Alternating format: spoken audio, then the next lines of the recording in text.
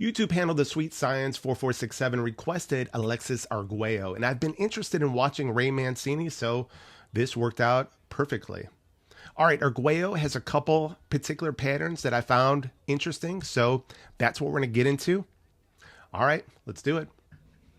So Arguello is going to push off this rear foot and snap off his jab, but let's hone in on Mancini. On that same beat, he's going to pull bladed to his rear foot to set up his rear cross, and pulling bladed just meaning his hips and shoulders are going to rotate into a bladed stance. And one more thing on Mancini that I really do like. So since all his weight is on his rear foot with that pull, he'll extend this lead foot, which allows his rear cross to travel a greater distance. But let's get back to Arguello. What is significant is the fact he knows his exit. So on that second beat, he'll drop to his open side, getting under that rear cross. Okay, so similar idea. Arguello is going to step to this lead foot, push off his rear foot, snap off his jab, but this time Mancini's going to drop, and then he's going to follow with his rear cross, and now we're going to see Arguello follow suit with his own drop.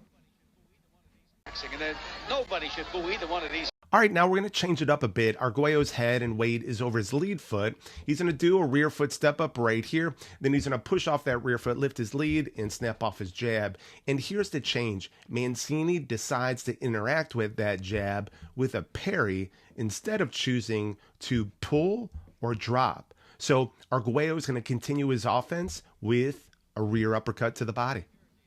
Atlantic City, New Jersey, a packed house. Now let's flip this around and we'll see Mancini initiate. He's going to push off this rear foot, fire off that jab.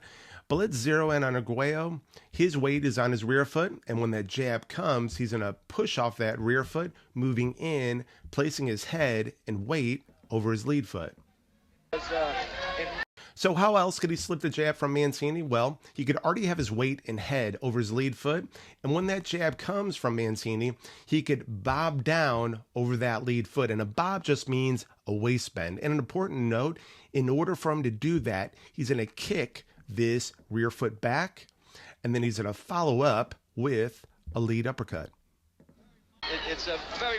And finally, let's see how he puts some of these ideas together. Mancini's going to feint his jab, and note Arguello is moving in over that lead foot. He's going to move out, snapping off his jab as Mancini pulls, and then he's going to come back with this rear cross, and we're going to see Arguello drop.